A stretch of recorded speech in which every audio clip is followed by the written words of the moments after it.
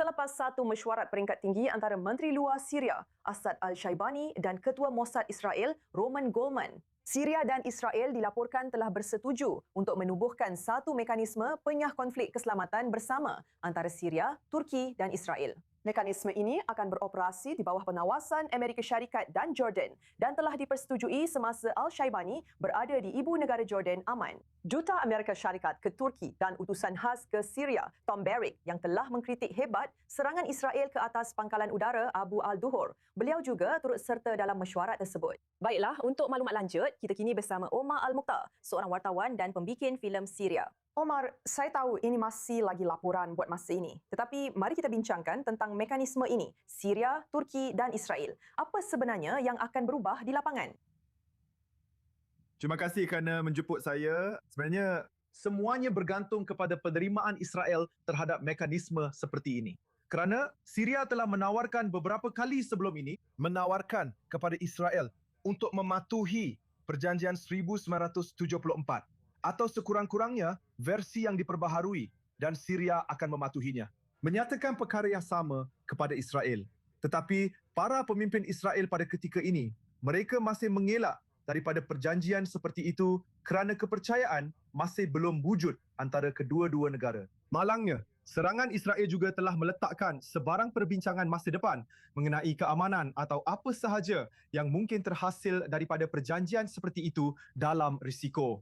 Kerana apa yang sebenarnya Syria mahukan daripada perjanjian ini ialah untuk memastikan Israel tidak campur tangan dalam urusan Syria dan memberi sedikit masa. Jadi, satu kepercayaan boleh dibina antara dua negara supaya kita boleh bergerak ke langkah seterusnya dan mula berbincang tentang keamanan yang berkekalan antara kedua-dua negara. Tetapi malangnya, para pemimpin Israel, pada pandangan saya, mereka mempunyai perkiraan sendiri apabila berkaitan dengan Syria dan mereka telah mengelak daripada membuat langkah sedemikian sejak sekian lama, selama 2 tahun. Sebenarnya, terdapat banyak kebimbangan. Anda sebut tentang kepercayaan di kedua-dua belah pihak. Pada masa ini, kebimbangan Israel ialah pengaruh Turki ini. Jadi, apabila melibatkan sebarang mekanisme penyah konflik, bolehkah Syria benar-benar berjanji bahawa tentera atau senjata Turki tidak akan ditempatkan berhampiran Israel atau menjadi ancaman? Baiklah, pertama sekali, mari kita jelaskan begini. Syria dan Turki berkongsi sempadan, iaitu sempadan sepanjang 1,000 kilometer, dan Turki merupakan sekutu strategik bagi Syria, memberikan kedalaman strategik. Ia adalah laluan darat kita ke Eropah. Dan Syria tidak boleh mengelak daripada mempunyai hubungan sebaik mungkin dengan Turki. Turki telah menyokong Syria, revolusi Syria, selama 14 tahun. Ia telah menyediakan pelarian Syria dengan tempat perlindungan yang selamat, menempatkan lebih daripada 5 juta rakyat Syria sepanjang 14 tahun lalu ketika rejim Assad mengebom bandar dan kota Syria. Jadi dan ia juga mempunyai kepentingan ekonomi untuk Syria dan membantu Syria membina semula dirinya, membina semula tenteranya, ekonominya dan segalanya. Jadi dasar luar Syria ditentukan oleh kepentingan nasional Syria, bukan oleh ketakutan Israel. Dan mengenai Israel, Syria telah berkali-kali menyatakan, dari Presiden Ahmad Al-Shara hingga Menteri Luar Negeri Seretman telah berkali-kali berkata, benarkan rundingan diplomasi diteruskan. Mari kita duduk di meja rundingan, bincangkan kebimbangan keselamatan anda dan kami sangat berbesar hati untuk menanganinya serta membuktikannya. Itulah pendirian rasmi Syria terhadap Israel. Tetapi pertukaran retorik antara Turki dan Israel, Syria tidak ada kena-mengena. Dengan perkara itu sebenarnya tidak berminat untuk berperang dengan Israel, tidak berminat untuk menjadikan tanah dan wilayahnya sebagai pangkalan untuk sesiapa sahaja dari mana-mana untuk pergi dan menimbulkan ancaman kepada jirannya. Itulah pendirian rasmi Syria dan Syria telah menyatakan perkara itu sejak 2 tahun lalu. Dan malangnya, pada pandangan saya, para pemimpin Israel masih mempunyai perkara lain untuk diperkatakan mengenai hal ini. Tetapi bagi Syria, seperti yang saya katakan dan terus katakan, tidak boleh mengelak daripada hubungan itu dengan Turki.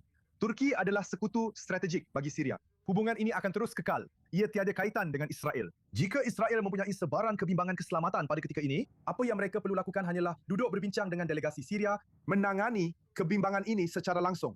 Bekerja pada satu mekanisme untuk meredakan ketegangan di kedua-dua belah sempadan. Jadi, kedaulatan Syria akan dilindungi dan keselamatan serta keamanan Israel akan terjamin. Tiada siapa yang mempunyai masalah dengan itu. Bukan pegawai Syria, bukan saya, malah Turki pun sebenarnya tidak pernah campur tangan dengan Syria dan berkata, "Hey, jangan tanda tangani perjanjian dengan Israel." Sebenarnya, Turki adalah pihak yang telah menasihati pegawai Syria untuk menjalinkan hubungan terbaik dengan Israel dan menghapuskan perkara itu. Apa maksud anda dengan mengatakan Itu. bahawa Turki adalah yang menasihati Syria untuk mempunyai hubungan baik dengan Israel? Apa lagi yang boleh anda kongsikan? Ia hanya kerana Syria berada dalam situasi sekarang yang tidak boleh dan tidak akan mampu berperang dengan sesiapa pun. Bukan sekarang, bukan pada masa hadapan. Saya telah katakan ini sebelum naik 24 News. Dan saya terus mengatakan perkara ini. Doktrin baru Syria sekarang ialah tiada masalah dengan negara jiran kami. Kami tidak mahu masalah. Kami tidak mahu peperangan. Cuba sentiasa utamakan diplomasi untuk menangani apa-apa isu walaupun dengan orang yang diketahui sebagai musuh anda. Malah Hizbullah sebenarnya kami cuba melalui diplomasi untuk menjauhkannya dari sempadan Syria, bukan hanya melalui peperangan. Jadi inilah doktrin baru Syria. Syria mahu membina semula dirinya, tidak berminat untuk berperang, sebaliknya mahu menjadi pusat ekonomi di rantau ini. Itulah doktrin yang dibawa oleh Ahmad Al-Shara. Dan sebenarnya Israel juga dialu-alukan untuk menjadi sebahagian daripadanya. Tetapi malangnya, pemimpin Israel bukannya menghulurkan tangan kepada kerajaan Syria dan menawarkan bantuan. Mereka memilih untuk menghantar jet pejuang mereka dan mula menyerang Syria.